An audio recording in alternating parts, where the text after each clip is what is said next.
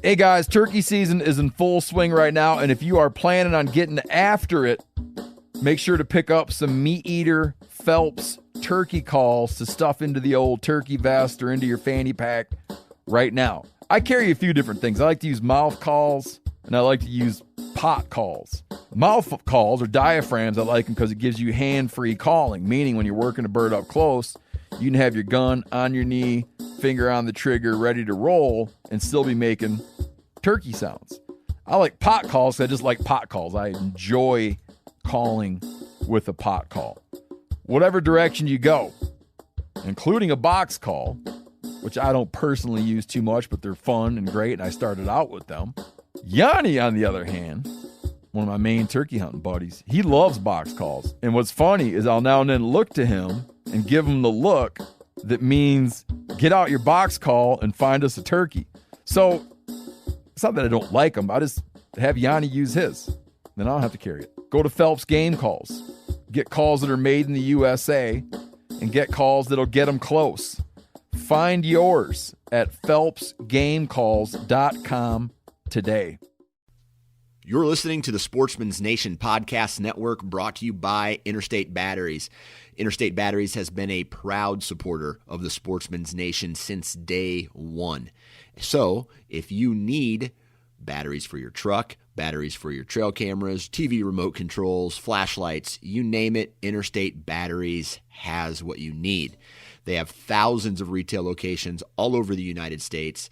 So stop in, talk to a battery specialist, or for more information, visit interstatebatteries.com. My name is Clay Newcomb, and I'm the host of the Bear Hunting Magazine podcast.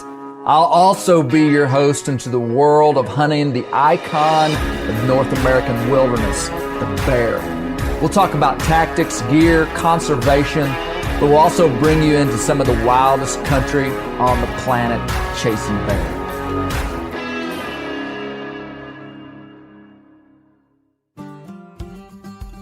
Welcome to the Bear Hunting Magazine podcast. This is the Bear Tech Colby Moorhead.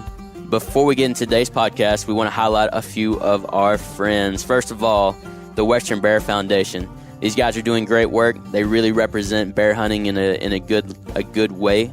And they're doing things with the public to help bring just knowledge. They're also working with wildlife agencies and different studies and just really contributing whatever they can to help this thing that we love so much. Also, want to highlight W Hunting Supply. Their customer support is next to none. I've heard Clay on the phone with them before, and they are great to work with. Just really supportive people that know their product, and they'll do whatever they can to make sure that you leave happy. And then we need to highlight Northwoods Bear Products. I actually used it for the first time last year when I started here. I baited my first sight. It was a big milestone. And I'll tell you what, after I added the Northwoods to it, those bears just started coming in, just really hammering it. So I definitely became a quick believer. It smells pretty good in small quantities. Do not store it in your truck. Back of the truck for the Northwoods, but you definitely want some. Also, check out the southeastern chapter of the Backcountry Hunters and Anglers.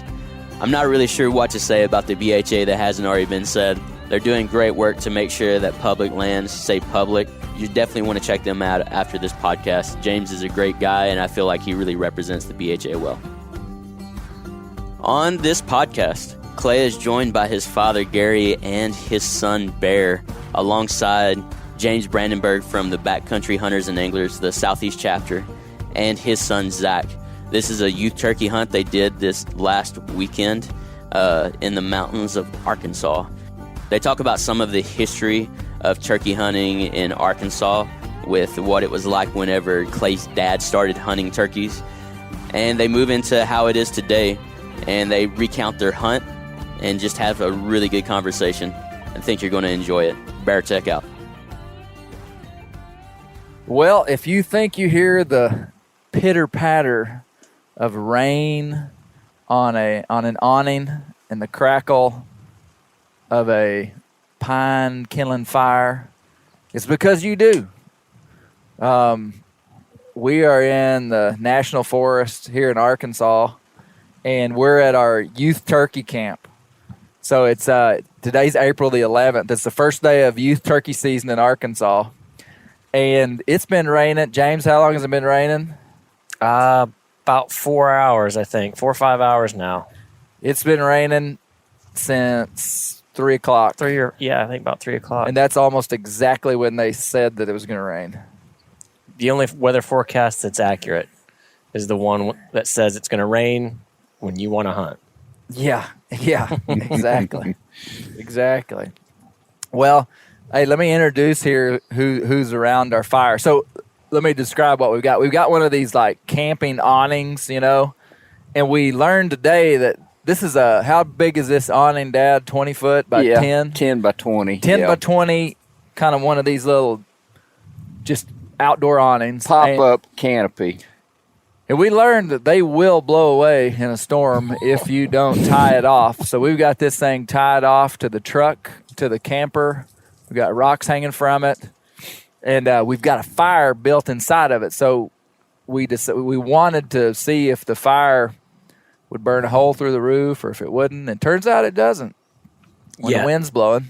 Yeah. It hasn't yet. But no, so I've got right here to my left, I've got my dad, Gary Newcomb. He is the CEO and president of the Newcombs School of Hard Knocks. Newcomb Hunting School of Hard Knocks. Dad, can you greet the people? Yeah, I'm waving to them right now. Yeah, hello. And then we've got Bear John Newcomb, who by the end of this, you're going to learn a few things that is going to be important about him. So Bear's 14. Bear, say hi. Hi. Oh, wow, you sound so these boys have been up for a long time today. And then to his left, we've got Zach Brandenburg. Zach, stick that up there and say hi. Hello. Yeah, so Zach's 14 as well. And so we're going to get to my next guest here, James Brandenburg. So James, Zach's father. James has been on the podcast before, but we were youth turkey hunting with Bear and Zach. Yep. Yeah, and we're eventually going to get to the story of a quite eventful turkey hunt. But, Dad, how long have we been hunting back in here? Oh, my goodness. Oh, we moved, 84, probably 89, somewhere in that range. You guys were probably old enough to come out with me at that time. I don't remember, but somewhere around 89, I'd guess. Yeah. 1989, not 18. 1989. Yeah. And so all this country back in here, this is this national forest. And when you first moved down, well, I mean, you've lived in this part of the state your whole life, right. But you moved over to kind of western Arkansas. Man, when you first got here in the 80s, though, that was kind of the heyday of Arkansas turkey hunting, wasn't it? It was good. It was really good. And you could kill 3 birds. Yeah. And if you were any kind of turkey hunter at all, it was very easy to kill 1 or 2, Yeah. I don't actually remember 3 as the limit. I know I don't think but maybe at some time in there it was. But, you could move around and maybe kill 4 a couple of years. We could go up north a little ways, go south a little ways, and it was legal to kill more than 2 birds. Yeah. So, James, you didn't hear the full story today. And now, Dad, we're going to have to tell this story without mentioning any names, okay? You didn't hear the full story. So, okay. Dad is he's a retired banker. Yeah. Okay. So he was a banker in this small town over here in western Arkansas. And when Dad first moved to this town to work at the bank, how old were you, Dad? 36 probably. So now you're 72. 72. So you're 36 years old, and he's a hunter, and he's a banker in this small town, okay? Okay. And a guy, probably 15 years older than you, maybe 10 years older than you, comes in. You know what story I'm wanting you to tell about a gentleman that was well known as a a not the most honest turkey hunter that Yeah. took you turkey hunting? Yeah, I remember that well. Well, do you want me to tell the story? Or do Yeah, you want go to tell it? ahead. Go ahead. You can tell it. I don't, Well, okay, so Dad meets this guy. Dad's a new guy in town wanting to build a good relationship with the people in the community. And this guy comes into his office, and he's a turkey hunter. And so Dad and him hit it off, and they become buddies, just acquaintances. And the guy says, hey, why don't you come turkey hunting with me? And Dad was like, great, you bet. I'll go turkey hunting with you. Well, let's go Saturday. And so Dad's like, great, let's go Saturday. So he tells you where to meet. Y'all go turkey hunting. And I may remember the story as well as you, or I remember it almost word for word the way you told it. But so you hijack this story at some point, okay? Okay. So you and this gentleman go to the turkey woods, and you hear birds, and he calls in just a big group of jakes. And these jake turkeys come in, and he's trying to get you to shoot, and you can't see them. You're out of position. And finally, they get to where they're going to spook, and he, boom, boom, shoots 2 of them. Right. At the time, it was legal to kill jakes. Okay. He kills 2 jakes. And so, Dad's kind of a new turkey hunter. Is like, man, we just killed 2, this guy just killed 2 turkeys. Good for him. Well, the guy says, hey, Gary, I bet if we go right over the ridge, we can call those turkeys back in and you can kill one. Well, so they go right over the ridge, and this guy is a top-notch turkey hunter, turns out. They call, and here come these birds back in. Am I right? Correct. Well, same story. Dad's trying to get on these turkeys. He can't. And all of a sudden, from somewhere over to his right or left, he hears, boom! Well, another turkey hits the ground, and it was this guy that had killed it.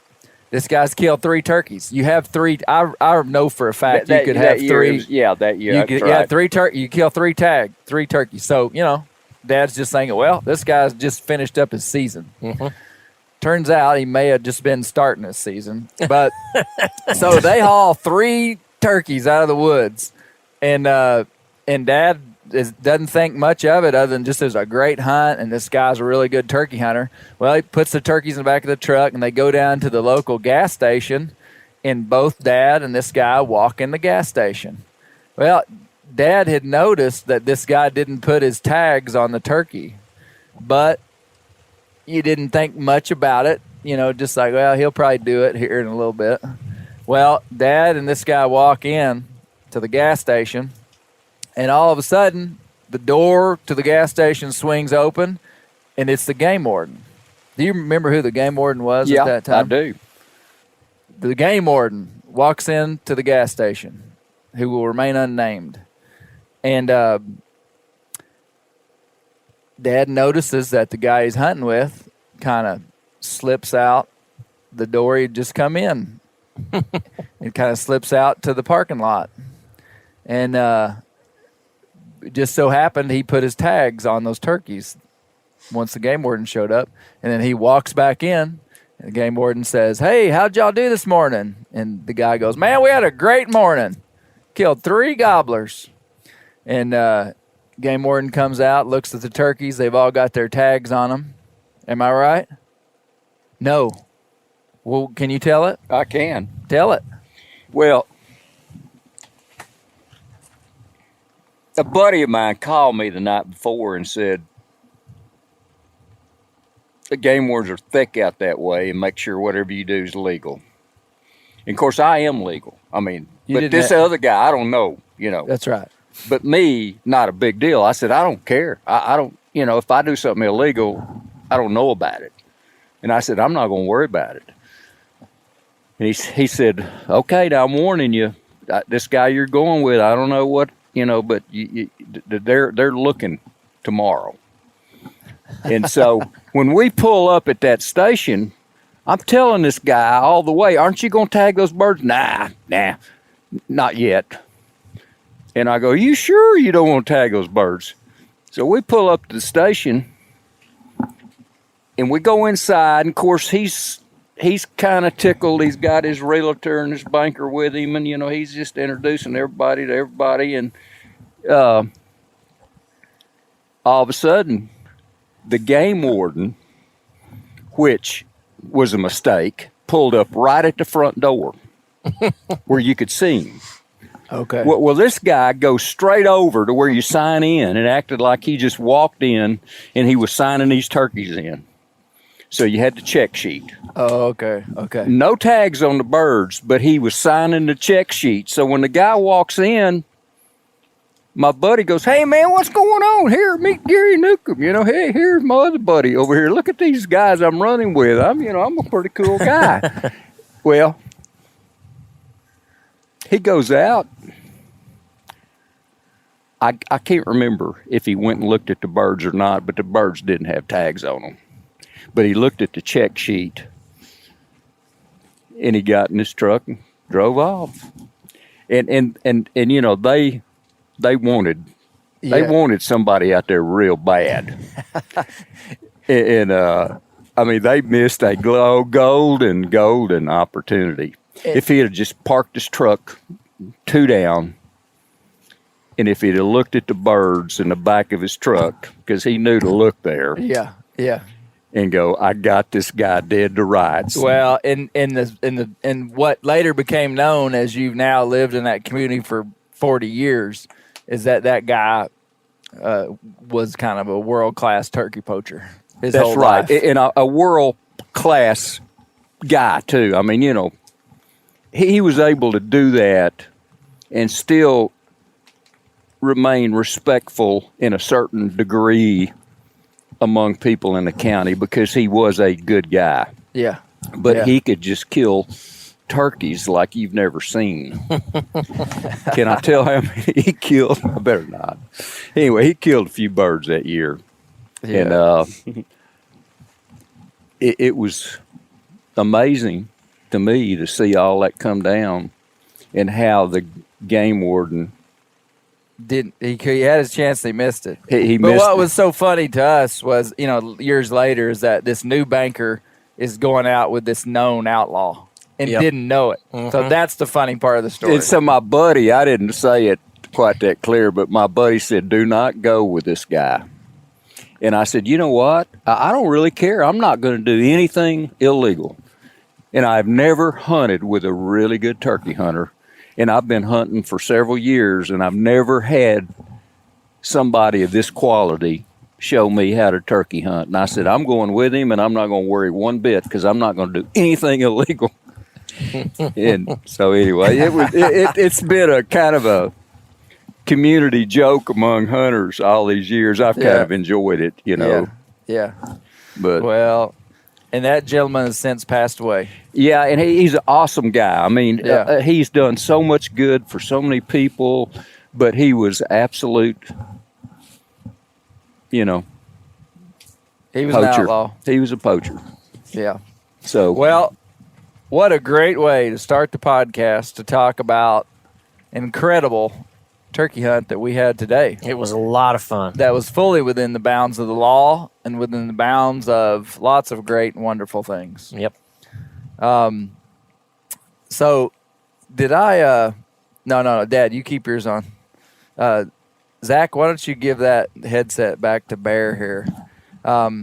So we, for several years, we have, we've youth turkey hunted many times with tag teaming with another father-son team. We've done it multiple times. And it's always a challenge, but it's worked for us several times. It seems kind of clunky to have 4 guys trying to set up on the same bird, 2 hunters.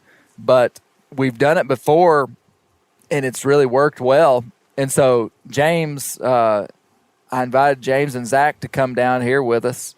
And now, James, you've turkey hunted a fair bit. A little bit, yep. Yeah, and y'all turkey hunted last weekend in Missouri. Right. Yeah, we went up for the youth weekend in Missouri. We live close to the border there, so we headed on up there, and it was not a nice weekend weather-wise or turkey-wise. Or it was nice to be outside. We found a mess of morel mushrooms, Really? How many did you find? Over 30. Did you really? Yeah, in one spot. Wow. Which will remain nameless, of course. The ethics of mushroom hunters. Yes. But yeah, we had a good time running around in the woods, but we didn't see or hear a turkey. Yeah.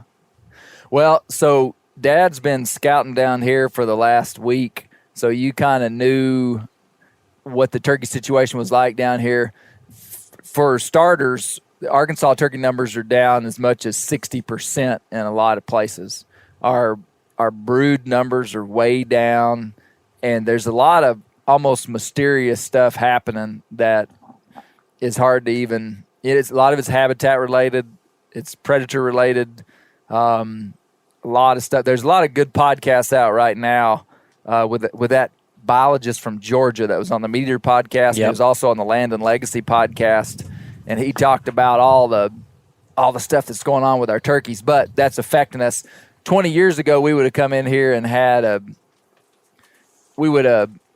bunch of turkeys located. Right now, we're lucky to find 1 or 2 gobblers. That's about right, isn't it, Dad?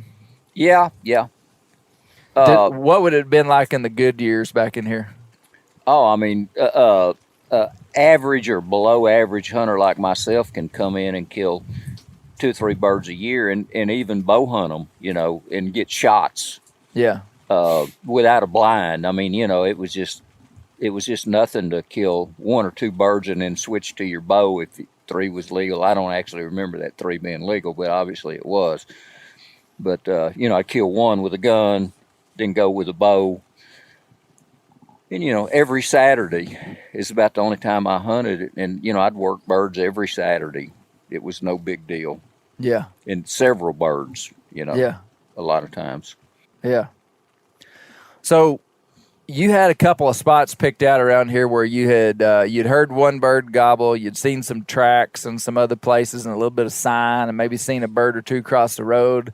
And, we had some history. We quit hunting down in this particular area for about 10 years. Yeah, 10 and years. Then this is the first year we've kind of been back. Right. And so we got down here yesterday evening and set up our camp. And Dad and I went up on a little ride yesterday evening and kind of randomly stopped in a spot that historically had been pretty good right about the time you roost a turkey. And I owled, and man, a turkey gobbled probably 300 yards away. And that was a big deal to have a bird roosted. I mean, we knew just about right where he was. Evening before opening day, a youth turkey. That was a big deal. And the weather was supposed to hold out fairly well. It turned out to be just a kind of a wild day weather-wise. We've had everything. Every single possible thing. Well, we didn't have any frozen stuff, so we dodged that bullet. Well, okay. That was last weekend, I think. Yeah. Well, so what we did is we got in there early this morning. We got in there. What time we get in there, James? Before 6.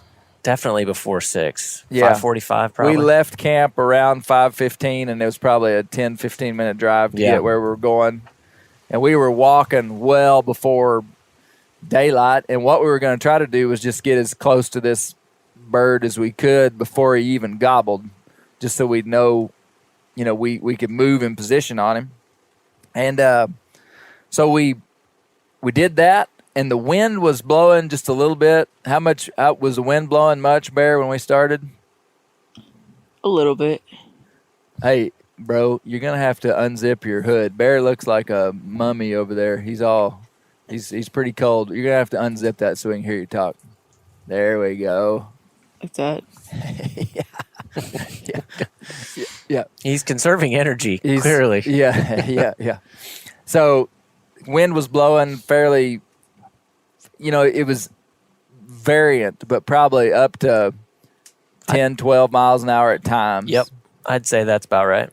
But at daylight, we got up on the highest little point, and I felt like we were within 150 to max 200 yards from where that turkey, we'd heard him gobble the night before. And we sat there, And Bear, what did I tell y'all that we were going to wait to do? What was the sequence of events? We were gonna wait till the birds started chirping. Then we were gonna owl and see if he would answer. Yep. Is that what we did? Trying to think. That's what we did. The answer to that is yes. That's just what we did. We so there's like this sequence of the morning when you're turkey hunting.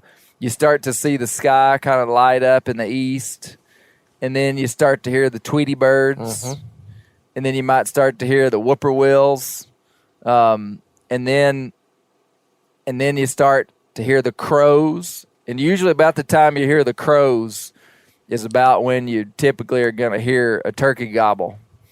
And a turkey that really wants to gobble can be gobbling long before that. Have you ever heard a turkey gobble way before daylight, James? Yes, I sure have. Yeah. And there's gobble and gobble and gobble and gobble. But my last few trips out, I have not experienced that. So it's been a while. Yeah. So we sat through the Tweety birds, the crows. Can we help you with that, Dad? No, I'm good. Okay. And then all of a sudden, I owled two times and we never heard a turkey. Right, yeah. I owled 2 times, and that was shocking to me because I knew that the turkeys were. I just knew that there was a bird hearing me owl, and it was a still morning for the most part. The wind would swoop up every now and then, but then it'd lay low for 10 minutes, so like plenty of time to hear a turkey gobble. And after you owl hooted a couple of times there, I think, it's not wrong for me to admit that as the sun kind of slowly started to creep up and illuminate everything, one of the things that it was starting to illuminate was a little bit of doubt. Yes. Just, what have we done wrong? And it's not even probably quite legal light yet. Yeah. And there's already doubt in my mind. It's like, what have we done? Yes. Well, finally, I owled, and we heard one gobble way off. About as far as you can hear a turkey gobble, we heard a turkey gobble. Yep. And it could not have been the one that we roosted. So we still knew there was one pretty close, or felt like there should, unless he got spooked in the night or something and flew off, which is possible. You can roost one and him just not be there the next day, which is uncommon. But, well, directly I owled again, and one gobbled closer. Yep. On the ridge with us, but still pretty far away. And then what happened, Bear John? Then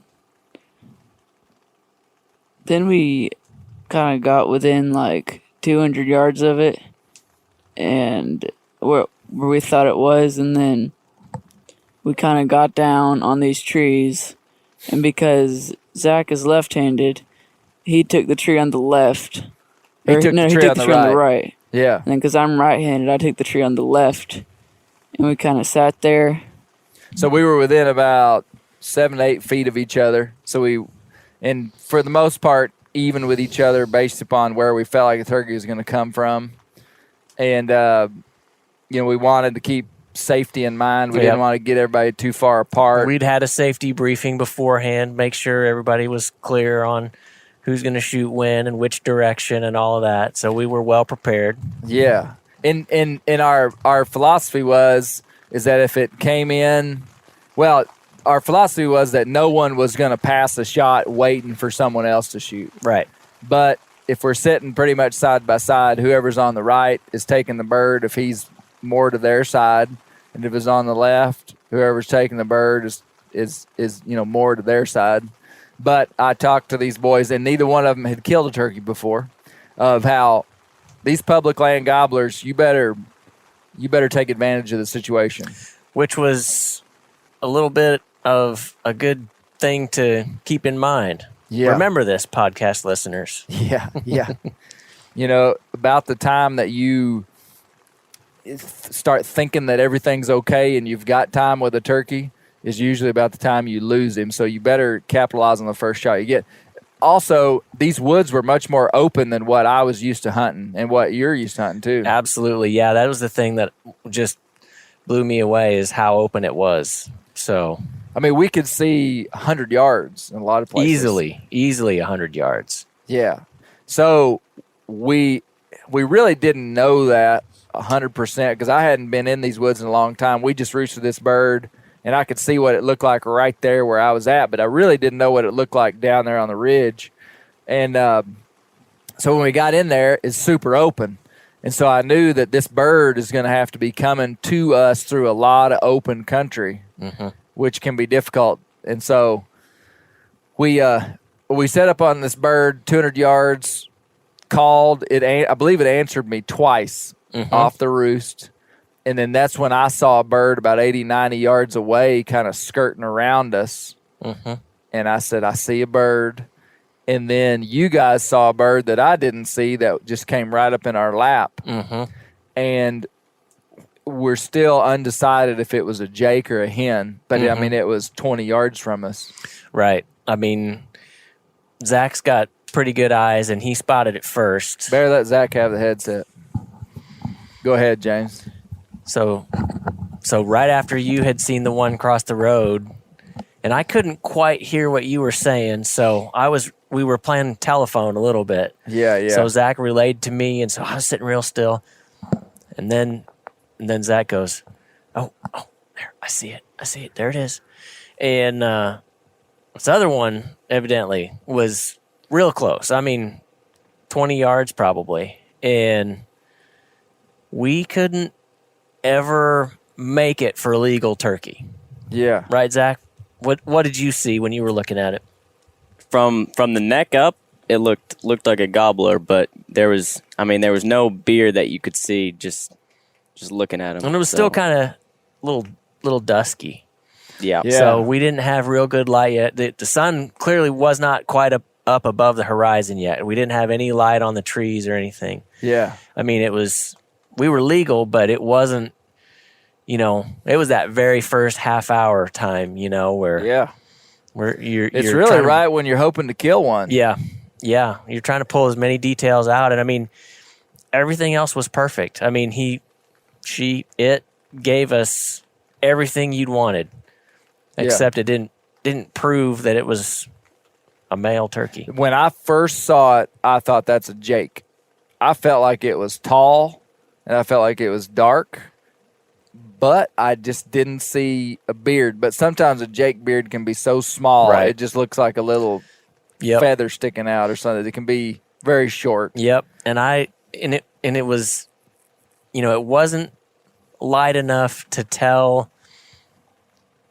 You couldn't see anything sticking out as a beard, and I was looking at, if he would have been a little farther away, I'd have put my binoculars on him, but we were pinned, we had to sit there still. So we had to let him walk.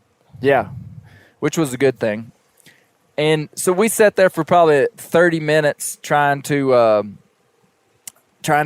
work these birds and just try to assess the situation, where there are birds coming in, was there another tom around that just hadn't gobbled that was coming in, or, what was happening.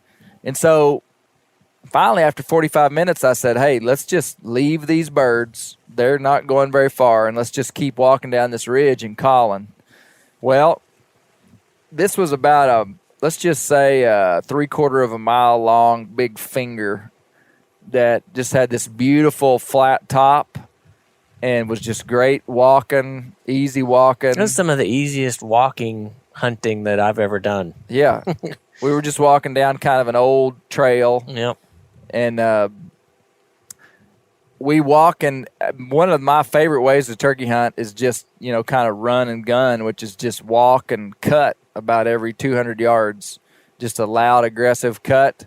And just kind of walking slow, listening, but then calling and trying to shock gobble one. And long story short, at what time did we hear that you called and that turkey answered us?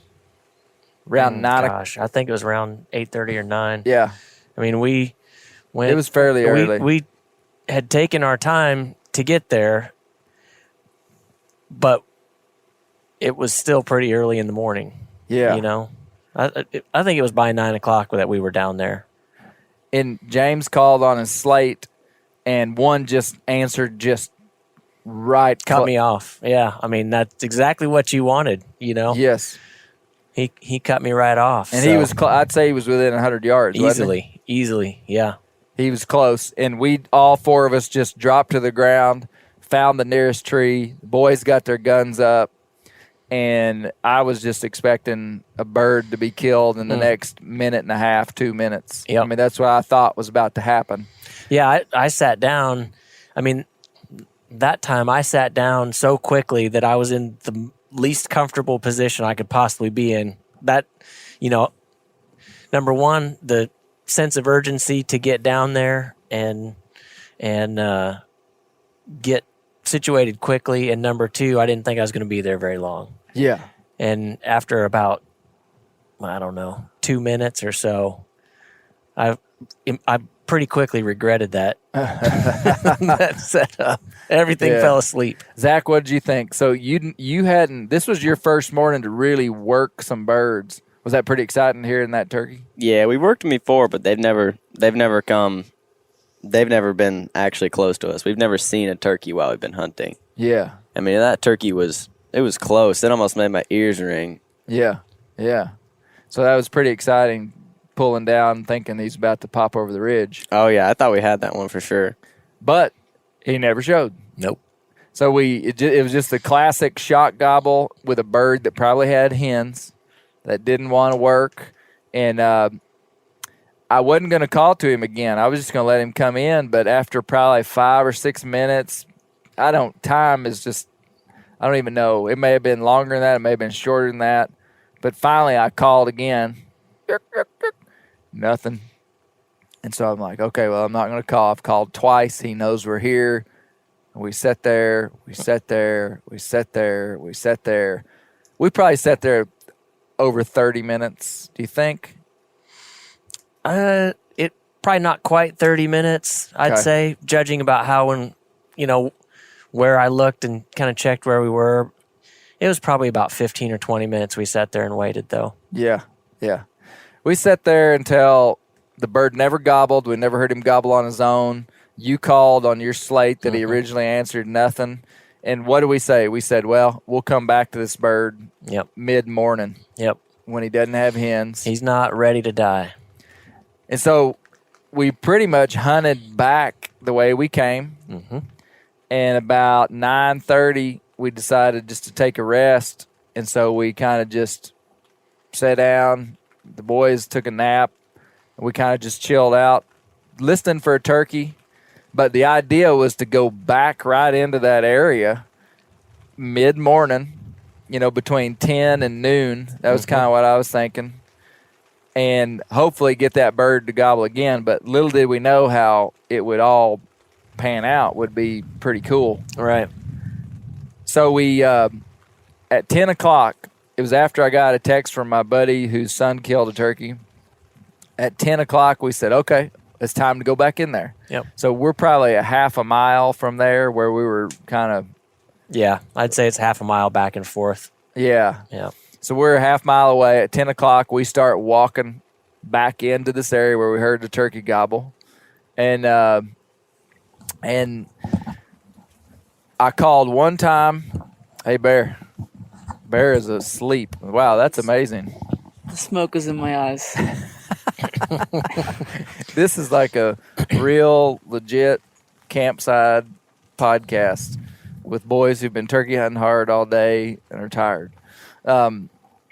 So we called a couple of times before we got there. Nothing, didn't hear anything.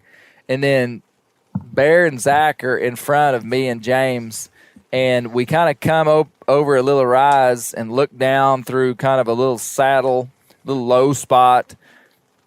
And I see something that just isn't right. Everybody knows what that feels like when you think you see game and you just tell everybody to just slam on the brakes. And what I saw was a deer. I saw a deer. And I just said, whoa, whoa, whoa, whoa, whoa, whoa. The dad the excited dad voice, And both of these boys recognized it immediately, didn't you, Bear? Yep. You know that voice, don't you? Yep. And and so they slammed on the brakes, and I'm trying to evaluate what I believe I've seen, and I'm looking at a deer down there at about 80, 90 yards, and I can't see the deer's head or the deer's butt. I just see his midsection. Mm-hmm. I'm looking at this deer, and I'm telling the guys, there's a deer down there. And, we're not deer hunting, but still you don't just spook game when you see game. You stop and try to learn something or watch them. Well, this deer hadn't seen us because I later would see it drop its head and feed. And right over, like I could see him between these two trees. And right over that deer's back, about 30 yards, I see what appears to be a turkey. And Dad asked if the turkey was riding on top of the deer's back. And I don't believe that it was, but from the angle that I looked, it was like this deer and this turkey, it looked like they were sitting side by side. And I go, there's a turkey there too. There's a deer and a turkey.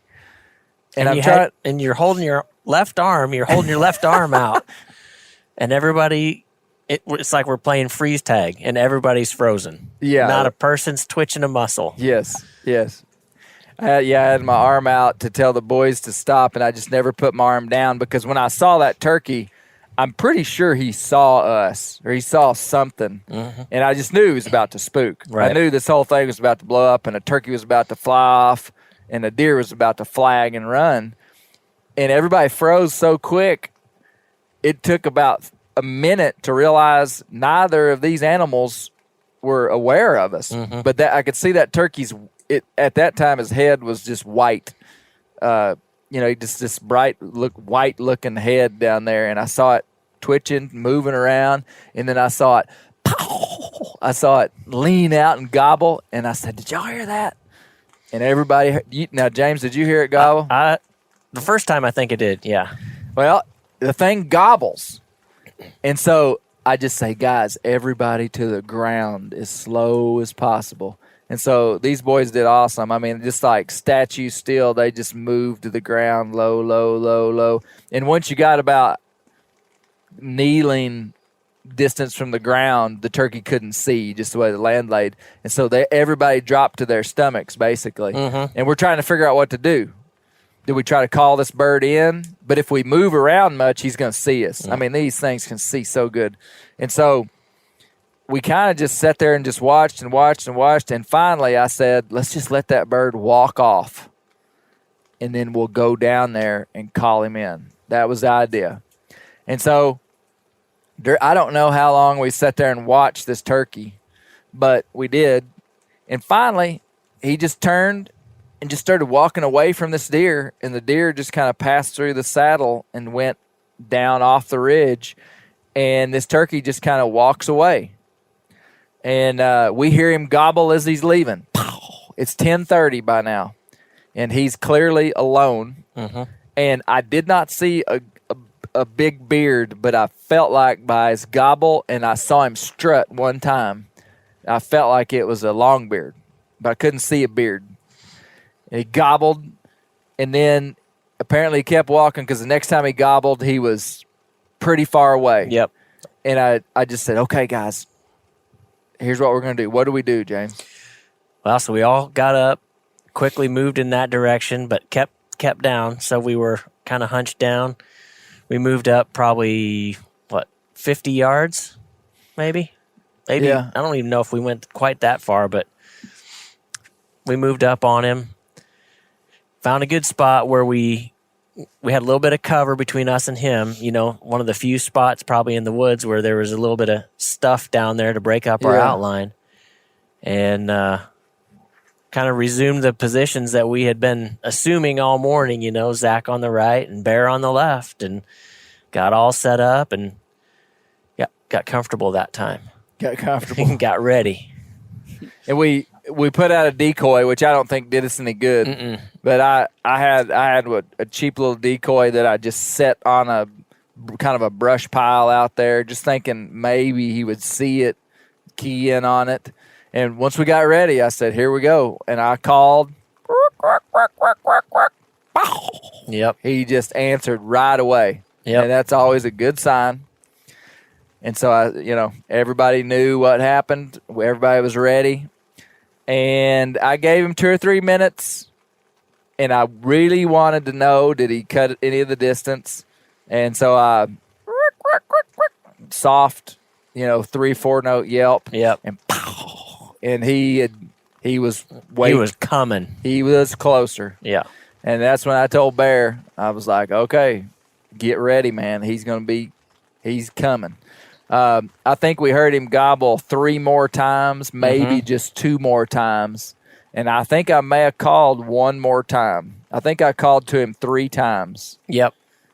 And he finally, Zach saw him out there about 80 yards. And then Bear, how far was he when you first saw him? Probably just about that far. He was just like out there.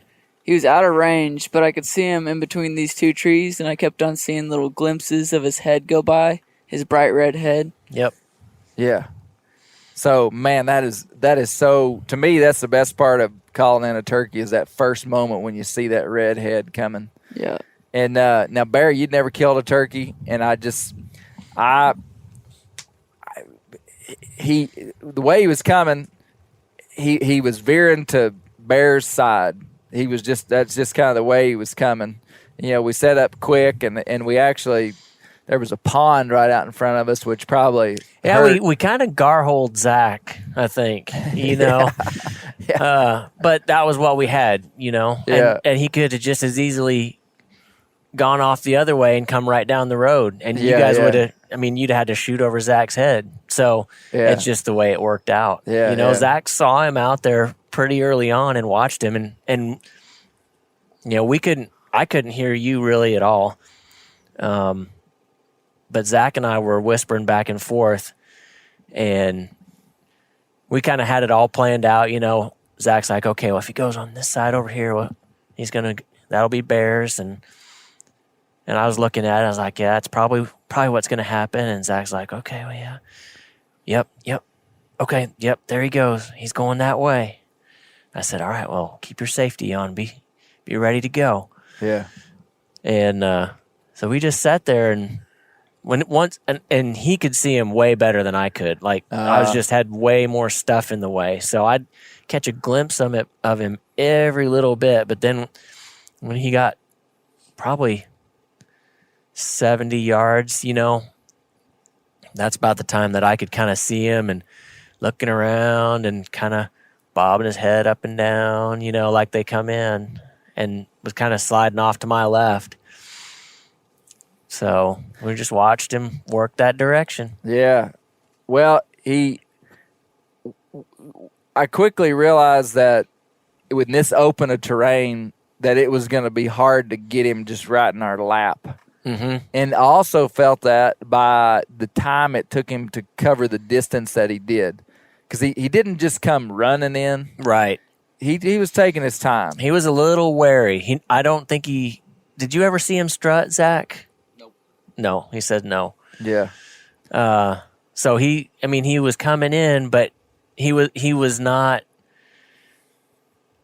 seeing what he wanted to see yet. Yeah. Yeah. And that's kind of what you were thinking is kind of what I was thinking as he was coming in. Well, and so what I told Bear was I just said, hey, the first clear shot you get at that turkey, shoot it. And I finally saw the turkey, and I felt like the turkey was in range, and it ended up being a little bit further than I thought it was.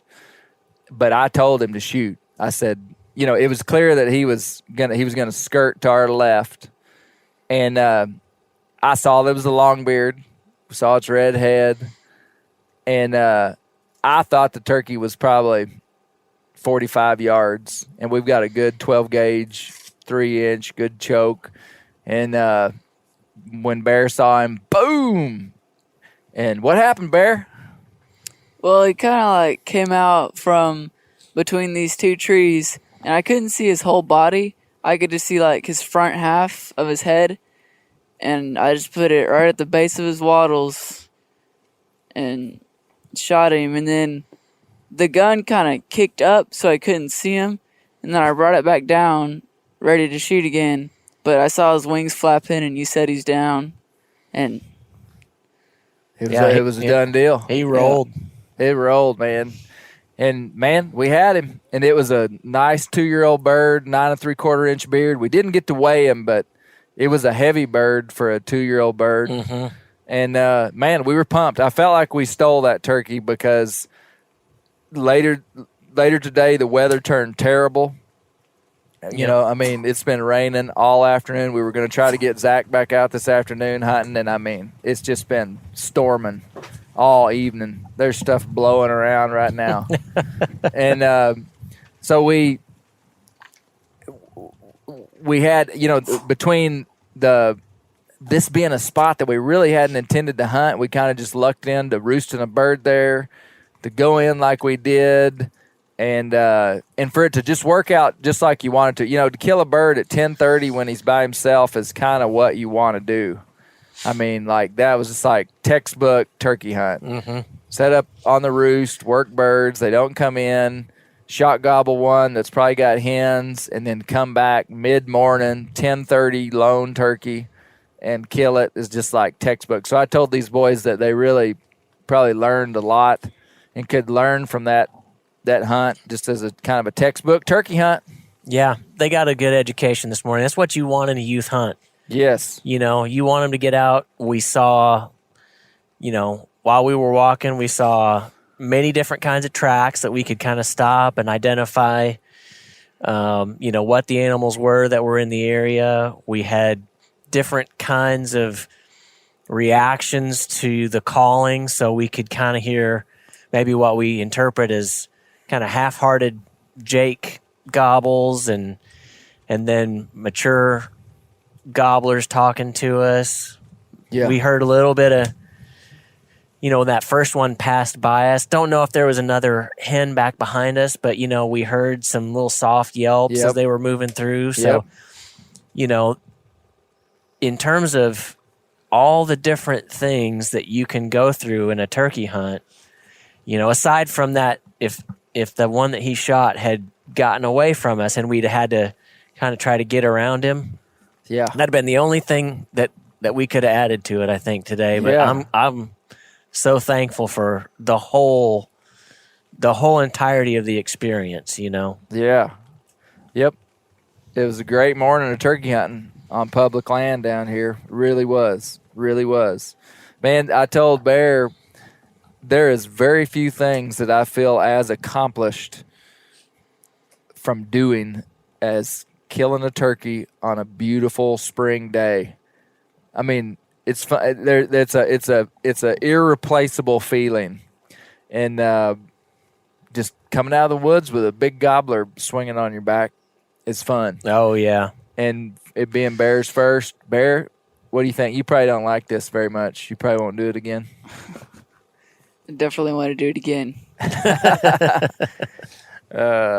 Well, we'll hopefully we get some good weather so we can get Zach on some birds in the morning. Hopefully we'll get some. We don't need much. We don't need much of a break. Just a little break. Just enough to get in position is all we need. Yep, to hear one. Dad, what do you think? Well, I was pretty impressed, you know, that you guys could go in there and do what you did. It was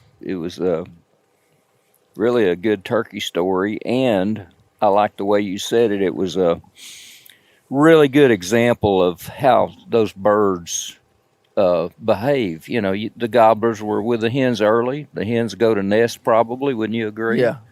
And they don't have they're not henned up at that point. So, you know, that's the best time that I found to call them in. And, you know, I don't know that you could have done it any better with more drama than what you guys pulled off. And I was pretty impressed with it myself. So, yeah. Well, it was super fun. I love the youth turkey hunt because, you know, you get to get out with, you know, we've done we've youth turkey hunted every year since probably my daughter would have been 7 years old. So the last 11 years, I don't think we've missed a youth turkey season. Mm-hmm. And we've taken a lot of people, not just my kids, but we've taken, 3 years ago, our buddy David killed a. So, okay, and I said this to Zach to make him feel better. 3 years ago, Bear was in Zach's position. Yep. 2 boys sitting side by side, and the turkey came to the other boy's side, and he killed his first turkey, So it kind of. Yeah, it's just kind of the way it goes. But so we've taken a lot of people. We've doubled up a couple of times like this. My oldest daughter's killed a turkey. My middle daughter missed a turkey. But turkeys are hard to come by for us. I mean, like you don't get a lot of opportunity at them. Mm-hmm. The youth turkey season's short, but it's so good because there's not as many people. Yeah. If we'd have been in there, so Monday's opening a adult turkey season. Yep. There'll be people, I feel like, all over that. Yeah. But youth turkey season, you kind of get a pass and you can get in there, and it's pretty cool with the older boys who are strong enough and able to walk like men. Yep. You're not dragging around a 8-year-old, which we've done. Yeah. We've done it. And I've called up a lot of turkeys for these young kids that can hardly hold up a shotgun and don't get a shot, and that's fun for them, but it's cool to capitalize on it, but a good day. Yeah, definitely, to be able to get out there and do that, especially, as stressful as the spring has been, to just get together and have an opportunity to get out and that's what hunting does a lot of times. You can boil life down into its essential things of eating, sleeping, and going and finding your food in the woods. It's like it just kind of distills away all the impurities, and that's, I think, why turkey hunting in the spring is so enjoyable, because you get all that renewal. The deer they're moving around a little bit. They're not quite as frightful, so you get chances to sit and watch, which we did today after we got that turkey on the ground.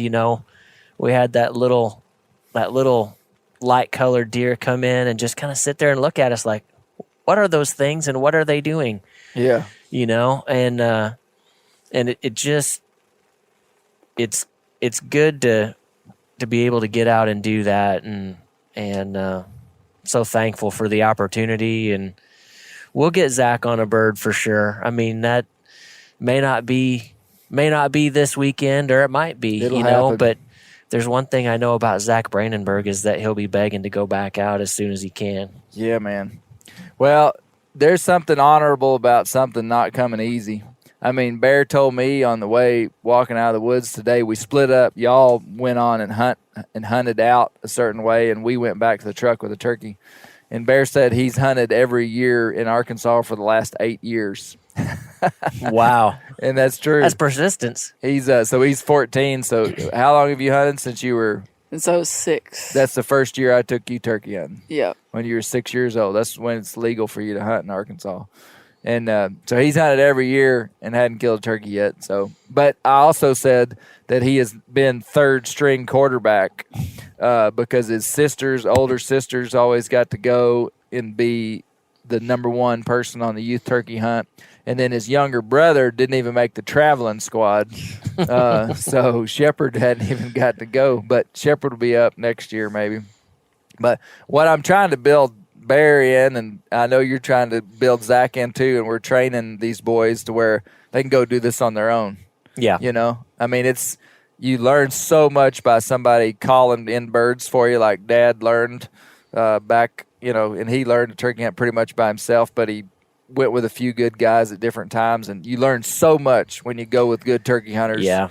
And it's invaluable that this is one of the kinds of hunting where having somebody else show you what to do. You can watch all the videos you Yep. want, but man, I mean, Zach and I had done a lot, and Zach's older brothers too have done a lot of stumbling around in the woods, looking for turkeys, listening, calling and whatever. But, even a couple years ago, I had a buddy of mine who loved to turkey hunt, and he took me, and it was the same deal. First morning was tough. We went out and we heard a little bit, but, we couldn't do a lot of running and gunning and didn't get a chance to really go to any birds that morning. And then next morning we woke up and, they were just hammering right away and right where we were camping. So it was basically jump into your clothes and run at the birds, and then I still got to experience a lot of stuff even as part of that.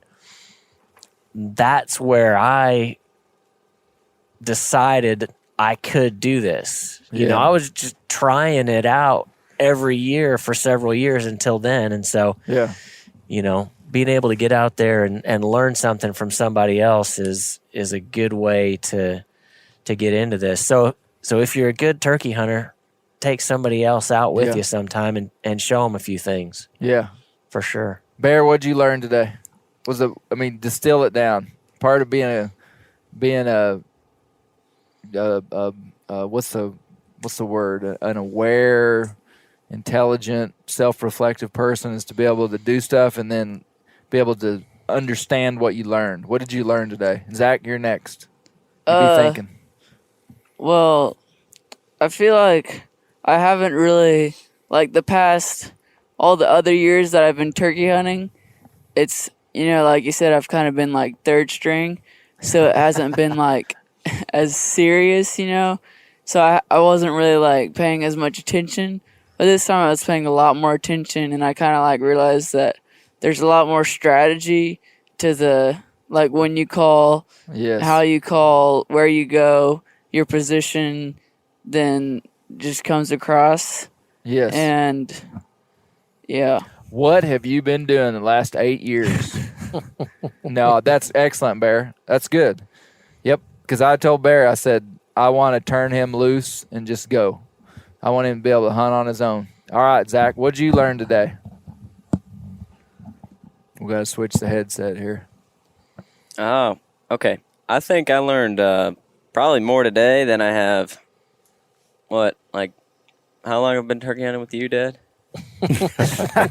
All those Too years. long. Not 8 years, but 4 or 5 years easy that we've gone out. Yep. Learned, like you said, all these different things that happen today. That's never, half of those things have never even happened to us. So we learned what to do in those situations and what not to do. Yeah. But it ended up working out. Well, to me, what really boosts your confidence is when you're on a successful hunt and you're like, oh, okay, so doing this actually can work. Mm-hmm. Mm-hmm. It never has before, because we did stuff today that you and your dad have been doing for a lot of years. Everything just didn't line up. When you were with him. Now he's killed turkeys. Yeah. But and boy, once you get confidence, then you realize, okay, I need to run these ridges. I need to call. I need to be patient when one gobbles. I need to stay up above them. And if you just do that enough times and enough days, you're going to kill a turkey. Yeah. And so I think that's important for both of you young guys, is just put in the time and become a good caller, which, everybody's working on. And then it just helps to be in turkeys. You can learn more in a couple of days of hunting with a lot of turkeys around than you can in a lot of years with not many turkeys. And so, man, we did pretty good this morning. Got in some turkeys, had some action. Yep, I'd say we'd had a blessed weekend. Yeah, man. Well, James, what's going on with backcountry hunters and anglers in Arkansas? Can you give us a short update? Yeah. So we're still on track. We've got our application in to be our own chapter. We were hoping to have that, kind of a party at Rendezvous, but it's not looking like that's going to happen this year. I saw that they're going to have a virtual rendezvous. I Yeah. saw the email today. Okay. While we were sitting up there waiting Gotcha. before we killed the turkey. Gotcha. Okay. Well, the cat's out of the bag then, so I can talk about it. Okay. Yeah. So yeah, we're going to do it that way. And, but otherwise, I mean, you know, I'll tell you a couple of things that we're really looking for in Arkansas right now is, we've got a good core group of people on our board who are engaged, and I mean, we got a lot of plans for the year. All this junk that's going on right now is, you know, like it is for a lot of people. It's caused a little bit of being unsettled with a few things, but you know, we're still committed to the mission, and we really could use some people in Central Arkansas. I've got a few people down there. The ones that I have from Central Arkansas are great, and they're doing a good job. And we could use a few more people who are just interested in what BHA has going on, what we're bringing to the table, and just to help us diversify our leadership base within the state. And that's probably a lot of what we'll concentrate on for the rest of the year. Yeah. You know, what do you need people willing to do? You know, from a board perspective, it's just have a little bit of time available to help us put events together. And when we talk about events, you know, of course, the thing that most people will associate with BHA would be like a pint night or something like that, just to get together where we're gonna, you know, we'll put a theme around that and try to make it educational, or you know, getting ready for a season or something like that. But then other events, you know, whether that's finding us a habitat project, and we've got a couple of partnerships that we're working on with the Forest Service, and there'll be some projects a little bit later in the year that we'll get out there, and really we'll be taking care of some campgrounds and doing some mobility impaired hunting programs in the national forest. So it really is just people who are willing to be engaged a little bit in the process of leadership. You know, whatever that's going to be. I mean, sometimes it can be, you know, I'll show up and man a booth, or it can be I'll be the secretary, or it'll be, you know, just those kind of things. And you know, we'd really like to get some more women involved on our board. We had one lady who was on there with us, and she had to step away, which we really regretted, because she was just a dynamite individual that she brought a lot to the board. But you know, so we'd like to just get a little bit more diversity of geographic representation, and then, you know, just more people who are interested in doing a little bit of work. Yeah. Good. Well, that's great. Good to hear it, that the chapter's moving forward. And too bad about Rendezvous. I was going to try to go out there. Yeah, we were taking the whole family this year, so it has turned our whole summer upside down. But no bueno. You know, is what it is. Yep. Well, hey, we our fire is dwindling down. The rain has intensified slightly. Wind is picking up. We're going to sleep in the tent tonight. Dad's in the camper. James and Zach have a nice setup in their truck. Dad, you got anything you want to say? You got any favorite turkey stories you want to tell us? Well, you know, I've got a few. I'm not sure how interesting they are, but close us down with a story. Make it about, hit the high points. Okay. Make it about 6 minutes. You got to keep in mind, I'm average turkey hunter at best, but when there were a lot of birds, I could kill them. You thought I was real good, and I went out one night after work, afternoon, and I roosted a bird, and I knew I had a meeting I had to be at early, so I had to kill that bird within about 30 minutes. So I got in real close to where he was roosted, and I got so close when day broke, I could see the bird on the roost. And so I'd never seen a bird fly off the roost, and I just kept watching him. And finally, I just lost my focus. And the bird, first thing I know, he's on the ground. And he, I called enough to where he knew where I was. And I had my gun up, which is a crazy 3.5-inch single shot that will it'll kill you when you shoot it. It kicked so hard, I won't shoot it. It bloodied Clay's lip, and I could name 3 other people probably that it bloodied their lip. And anyway, I loved it, and I still have it. So it shoots real tight, and I mean, it is a killer gun. I got this gun up, and I'm wondering where this bird is. And after about 5 minutes, my wish came true. This bird is right on top of me. But instead of being in front of my gun, he's standing right beside me. I look in my peripheral vision, and this bird is 3 feet away. And I just could not believe it. And I was in buckbrush, about 3 feet tall. So, my head was about the level of buckbrush. And this bird is right here. I mean, I could actually have bent over just about 6 inches and grabbed him by the feet. Well, it'd be a really cool story if you'd have done that.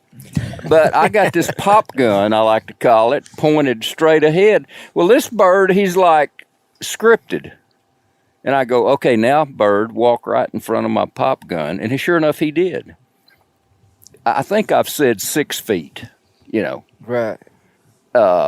Who knows how far, but it was, extremely close.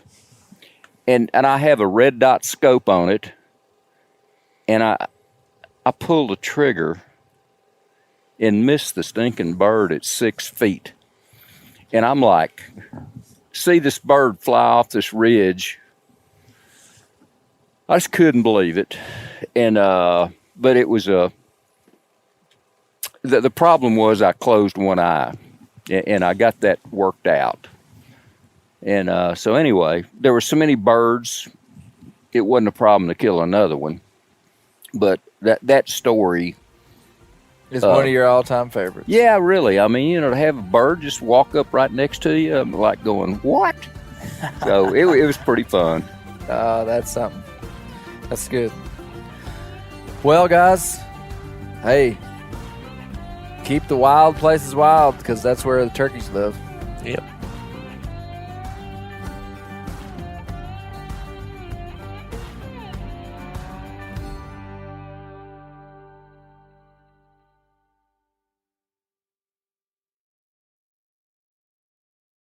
Hey guys, turkey season is in full swing right now, and if you are planning on getting after it, make sure to pick up some Meat Eater Phelps turkey calls to stuff into the old turkey vest or into your fanny pack right now. I carry a few different things. I like to use mouth calls, and I like to use pot calls. Mouth calls or diaphragms, I like them because it gives you hand-free calling, meaning when you're working a bird up close, you can have your gun on your knee, finger on the trigger, ready to roll, and still be making turkey sounds. I like pot calls. I just like pot calls. I enjoy calling with a pot call.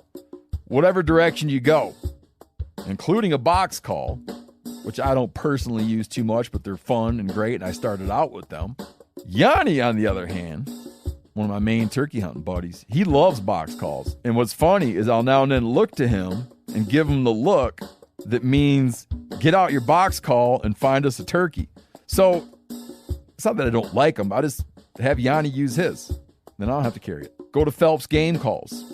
Get calls that are made in the USA and get calls that'll get them close. Find yours at phelpsgamecalls.com today.